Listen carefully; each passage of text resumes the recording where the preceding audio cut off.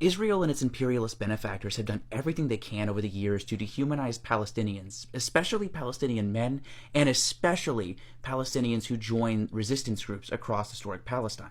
It's obvious why they do that, right? They want to strip Palestinians of their basic humanity to allow themselves to get away with mass atrocities against them. And also to delegitimize any resistance to Israel, to the West, to this colonizing project that for decades has been committing mass atrocities against Palestinians across historic Palestine. And due to the media ecosphere we're in, where media broadly, especially mainstream media, acts in the interest of capital, acts in the interest of imperialism, we really don't get a chance to see into the minds of Palestinians, specifically those who join these resistance groups. But sometimes we do. And in one instance recently, we got to see an interview with a Palestinian resistance member done by Al Jazeera, and I want to show you a clip of it right now. We went to the Jenin refugee camp to speak to a member of the Jenin brigades. Resistance fighters like him were the main target of Israel's recent military assault on Jenin, its biggest in the occupied West Bank for 20 years.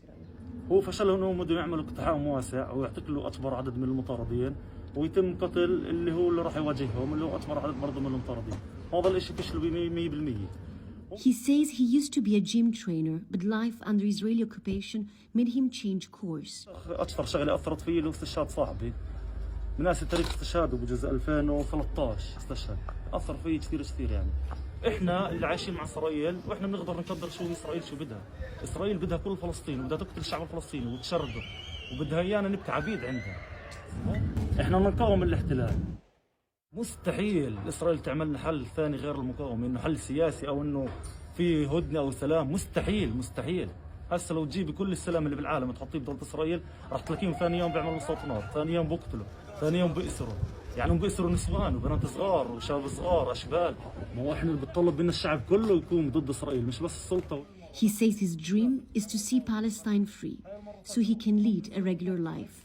أعيش حياتي الطبيعية وبطش وبروح على البحر وبعمل كل اللي أنا نفسي فيه، كل اللي أنا بدي إياه. إذا ولا طبيعة فلسطين بتجنن يعني، وأنا من الناس اللي بحب أروح وأواجه على الطبيعة، على الجبال وعلى البحر.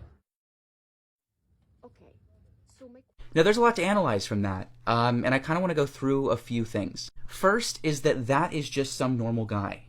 And like in most resistance groups, in most revolutions, you find that most members are just normal people. People who live their everyday lives just like you and me. People who joined these groups mostly because they just experienced oppression in their day-to-day.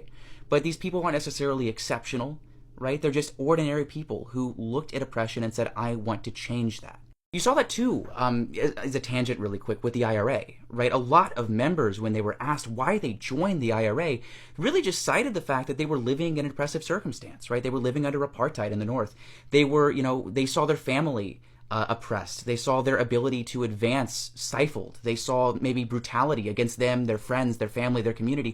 And so they decided to take up arms. They decided to resist that brutality. Palestine is really similar in this regard, where we see normal people taking up the mantle of resistance after circumstances drove them to that point, right? The person in that interview lost people close to him. That's what drove him to resist Israeli occupation. He has to live with the reality of colonization and oppression and marginalization every single day, and he is trying his best to free himself from the shackles of all of those things. And he's a normal person with a normal background with normal interests. And when you hear what he is saying, right, he wants to be able to go to the beach, to hike, to live a free life. That is his goal, right? As a person, as a resistance member, his goal is essentially to live a normal life, free of occupation, free of apartheid, free of colonization. And that has driven him to joining the resistance, to fighting for his own liberation. And I find that really interesting because he's not the only Palestinian with those sorts of thoughts, those sorts of drives, those sorts of reasonings.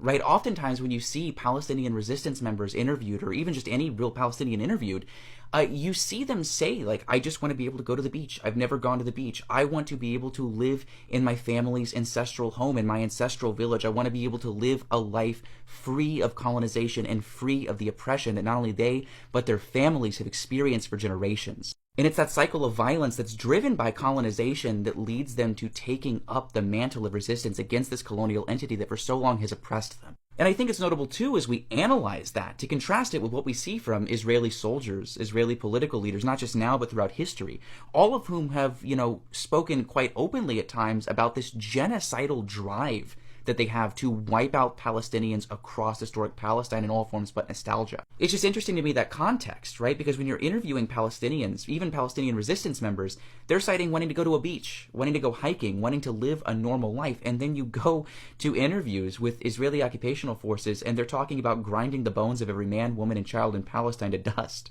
That difference is really notable to me, as is, the humanity present in those who have chosen to take up a mantle of resistance to their own annihilation and colonization, right? Those who are giving up their lives, giving up so much precious time to liberating not only themselves but others in a cause that is greater than them. And I think it's that humanity and it's that resilience that is the reason why Israel and its Western benefactors have tried so hard over the decades to dehumanize Palestinians, especially Palestinians who take up the mantle of resistance. Because truthfully, the majority of people in this world would never stand against this, would never condemn this.